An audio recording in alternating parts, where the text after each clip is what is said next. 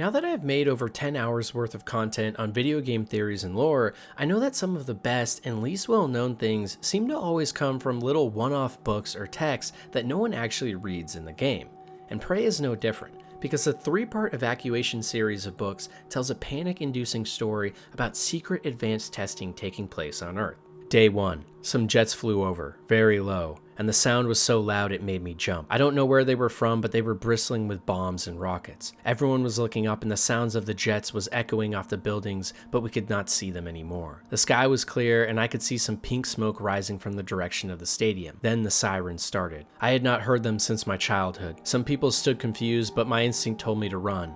Run away from the stadium. Run away from Al-Zia. Some people were running with me, but they didn't know where to go. I saw a policeman directing people into a basement restaurant. I think it was an old bomb shelter. I looked up at the sky again and saw an airliner. It was not military, I am certain. I think it was going to the airport. While I watched, it turned into glitter and without a sound, it was gone. A man near me began to curse. I fell down and hit my head on the street. Day 2. I woke up, still in the street. An M35 truck was stopped near me and the driver was yelling at me to get in. There were several people in the back already. 4 or 5 soldiers and about a dozen civilians, including children. I got in the truck and someone gave me a bottle of water. I asked what was happening and the soldier just shrugged. The pink smoke was now mixed with gray and swirled into the sky. There was so much of it, it seemed to cover the entire city. We kept picking people up and the truck was full. Before we got to the highway, we heard shooting. The soldiers climbed down and readied their weapons. The commander told me to drive the truck as far as possible to the west. Then they ran towards the shooting. Day 3. We had driven far enough that our fuel ran out. More jets flew over, headed towards the city. One circled back and made several passes over us but did not shoot. That night in the desert, we sat by the empty truck and listened to the booming of artillery. Flashes of bombs and lightning covered the horizon. In the morning, our city was lost in what appeared to be a shimmering heat wave. High overhead, there were brilliant flashes of lights. Some said it was an atomic bomb, and others said it was God's wrath. Today, I know it was just an accident. Scientists that thought they knew everything, but they did not. This strange recounting of events is something not touched on at all during the main quests in Prey, and it seems to tell the story of government testing that went extremely wrong. Most theories online speculate that this evacuation was actually the result of some early failed recycler technology accidentally being set off. This line in particular stands out. I looked up at the sky again and saw an airliner. It was not military, I am certain. I think it was going to the airport. While I watched, it turned into glitter without a sound. It was just gone.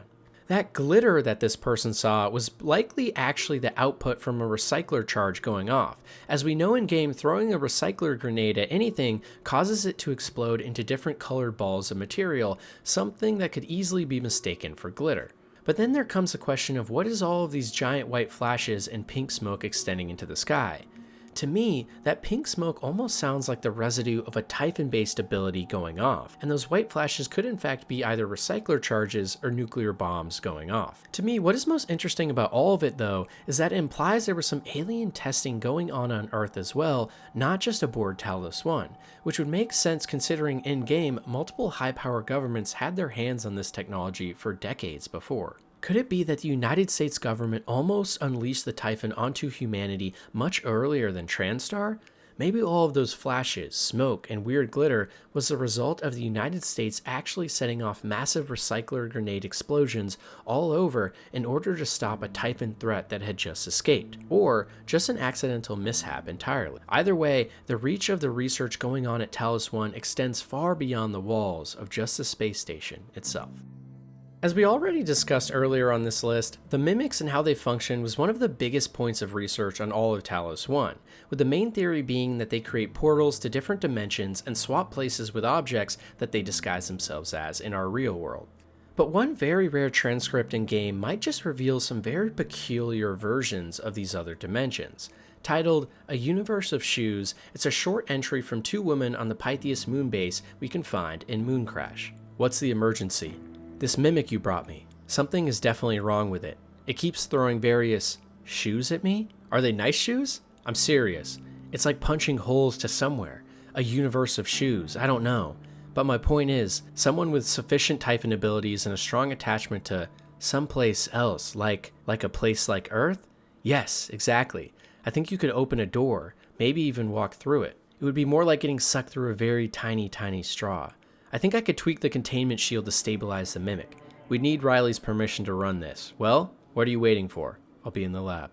The idea of a mimic creating quantum tunneling through the universe into an entire realm of nothing but sentient shoes is obviously hilarious, but it also makes us wonder what other kinds of universes are out there in the Prey lore. Because in this entry, it's implied that mimics can transform into things they haven't yet seen before, in theory, from other dimensions. And if this is true, could this power potentially be harnessed in order to travel to new and interesting space-time dimensions themselves?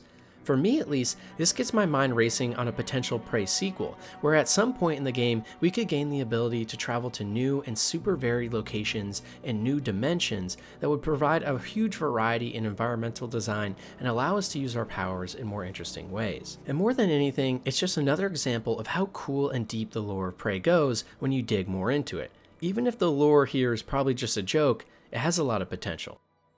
One of the coolest parts about Prey is just how connected the world and its history are. For example, almost every single employee on Talos 1 had a tracking bracelet, and in-game, even for the characters that aren't involved at all in the main story, you can track them down and find valuable loot or just some more deep dives into the lore. One specific employee, though, left strangely out of this gameplay loop is the employee Marco Simmons. He's one of the scientists we see right at the start of the game during our testing, before the outbreak, specifically the one that leaves to grab Dr. Bellamy a coffee before a mimic sneaks in and starts killing everyone. So naturally, some players in the community started searching for Dr. Simmons to get some more background on him, but his body and tracking bracelet are nowhere to be seen anywhere on the station.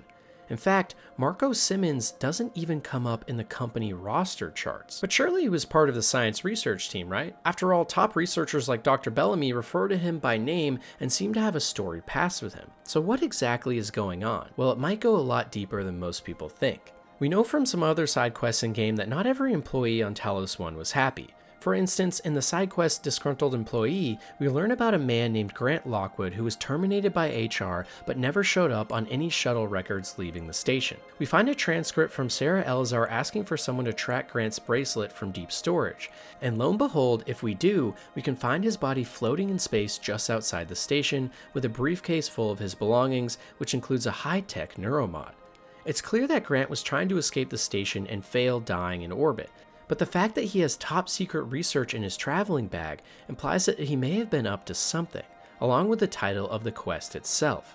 This is further backed up by some logs we can find in Prey Mooncrash that confirm some Chasmo Corporation spies had infiltrated not only the Transstar Pythias moonbase, but also Talos 1 as well. Claire Witten being just one example of these types of operatives. So maybe Grant Lockwood was actually one of these operatives. After all, from certain angles in game, it could be argued that his trajectory leaving the station would have eventually taken him to the moon. And even more interestingly, this idea of spies on the station would also be a perfect explanation for Marco Simmons. What if both Simmons and Grant were actually colluding with inside Talos 1? That would explain how both seemed to evade detection on the space station for so long, and also the weird events surrounding both. Because remember, in Simmons' case, the last time we ever see him is leaving a room just mere moments before a mimic appears out of nowhere and starts what is presumed to be the start of the outbreak. Why wasn't Simmons attacked by this same mimic? And if he was right near the testing rooms right when everything started going downhill, how could he have possibly survived with no trace of his body anywhere else? And even more interestingly,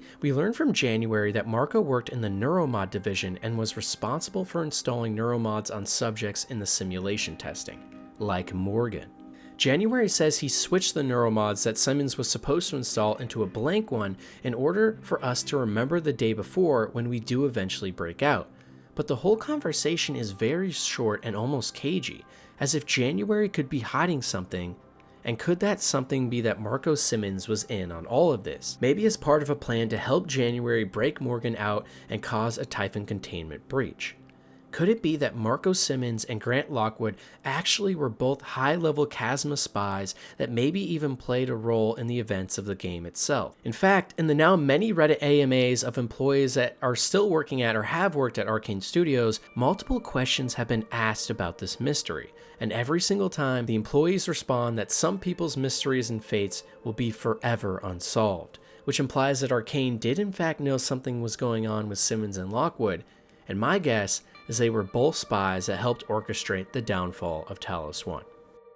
You may have noticed during your time on Talos 1 that everyone you come across is an adult. There aren't any children, and that's because children were never allowed on the space station, which naturally makes sense considering its real purpose is for hyper-advanced and top-secret testing on alien organisms. However, that doesn't mean we don't see anything relating to kids in the games at all, like the doll from Moon Crash, or even more interestingly, this note in the base game.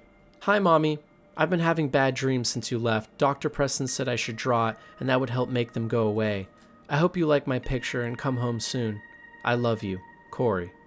Next to this note we can find this picture, which seems to clearly be a drawing of a phantom, like we see in game. But how could this be? After all, the note from this child would have come from Earth, not Talos 1, yet lo and behold, here it is. We know that telepaths in game have the ability to read people's minds and alter how we perceive the world, but the issue with this is we still have the physical evidence of the mother having the note. Potentially she was mind-controlled to write it herself, but we can't find any other instances of anything like this in game to corroborate this theory. Could it then be that this child actually saw the Typhon on Earth? Maybe the Typhon had already gotten to Earth long before the escapes at Talos 1 and at the Pythias moon base. Another explanation too would be that the telepath on board Talos 1 somehow saw the connection between the mother and son and tapped into the son's mind on Earth in order to make the drawing. But in my opinion, that would make no sense because I just don't see the motive for a telepath to actually do this. What benefit does that provide the Typhon race of aliens? But that would mean that the most likely explanation here is that the child did in fact see some sort of alien monster like this, meaning Typhon would in fact already have been on Earth. Think about all of those scary stories of monsters hiding in the dark and mysterious sounds we hear about every new millennia on Earth. What if all of these ghost stories and paranormal run-ins were actually just humanity making first contact with a hostile alien force that would later be studied on Talos 1 far into the future? Honestly, this theory does seem pretty far-fetched, so the real explanation is probably it's a telepath doing something. But either way, something is weird going on here with this drawing, and if it really is a child on Earth, then this story goes much deeper than we originally thought. Depending on who you are, the ending of Prey is either your favorite part of the whole story, or a cheap way to conclude what was otherwise an amazing game. But I think it's all the deeper implications of this finale and what a lot of people didn't pick up on that make it so great.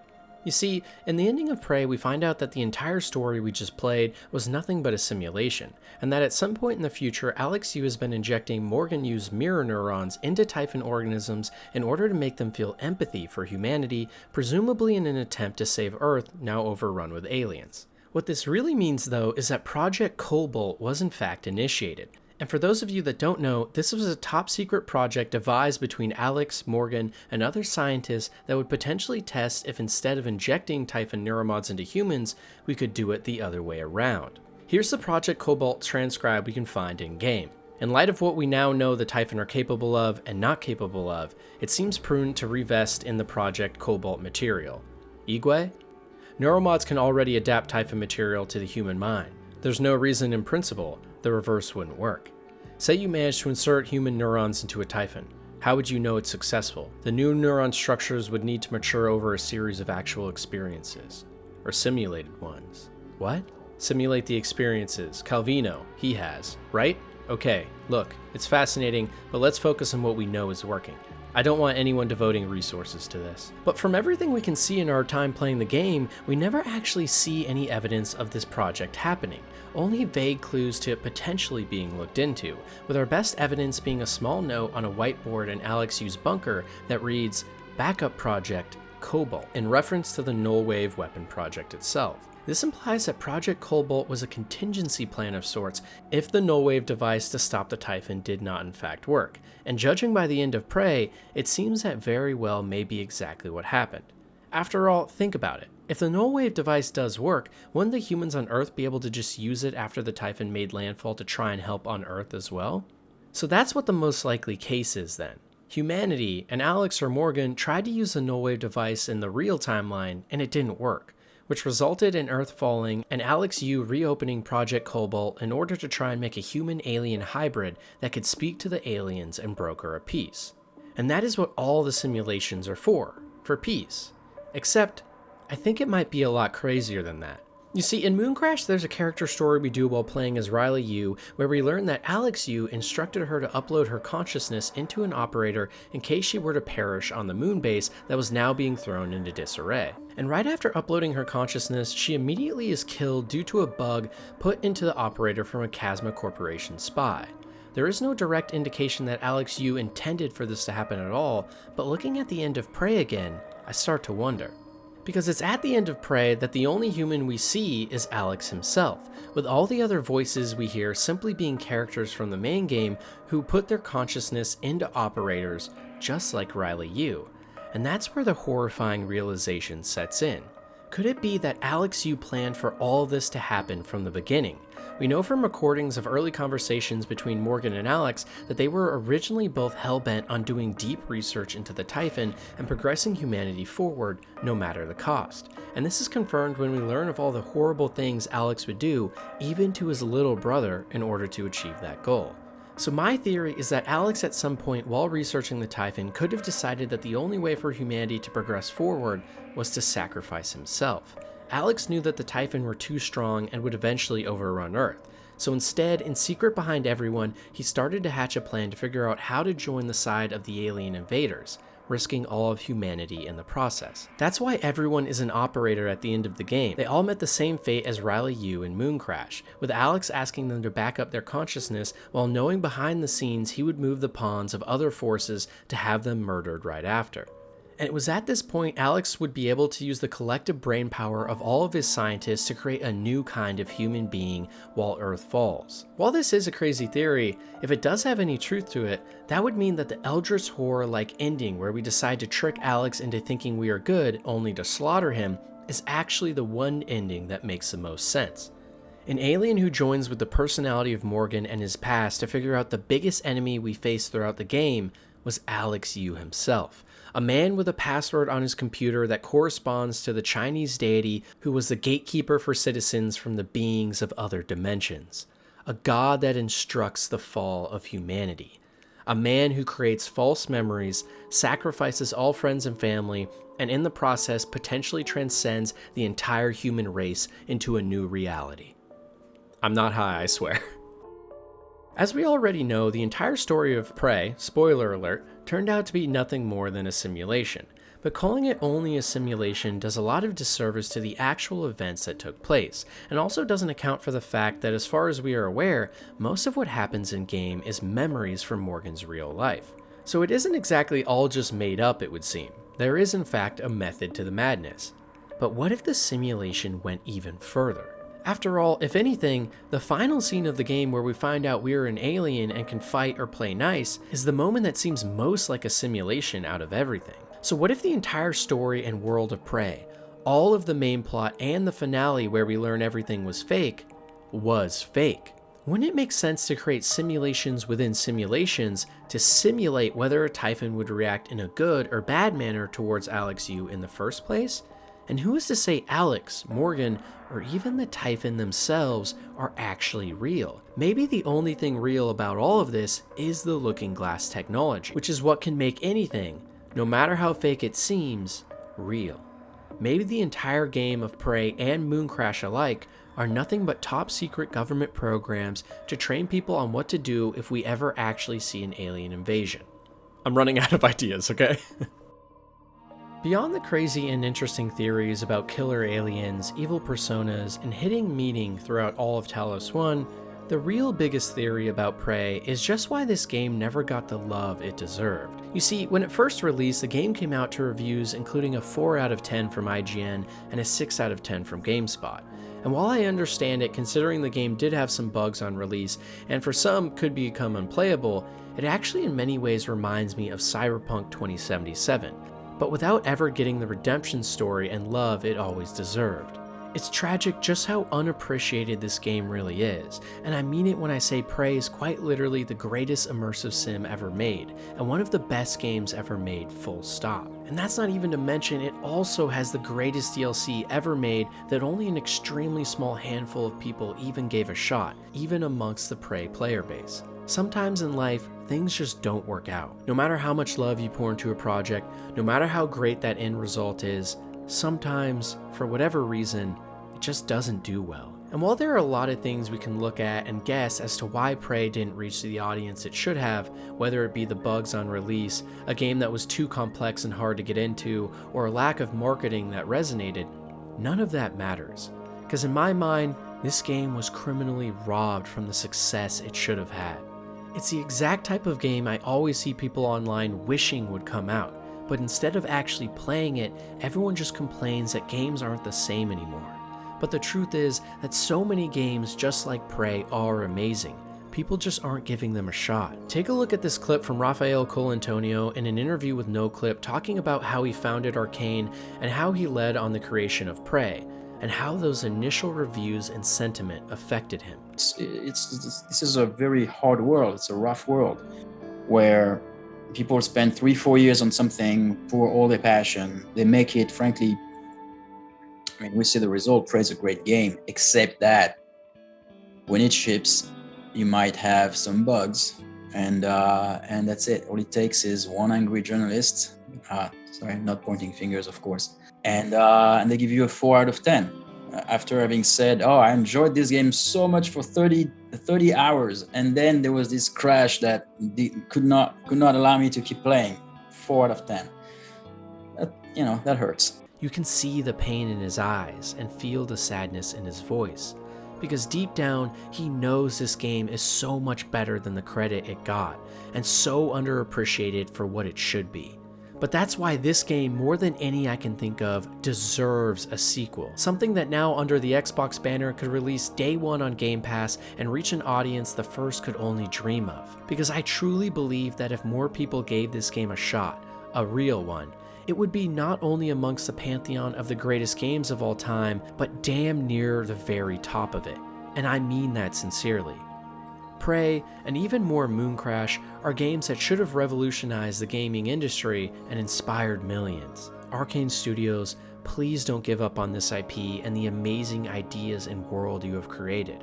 There is something here that's so special, and if a sequel does one day come out worthy to this predecessor, I fully believe it will live on in people's memories forever.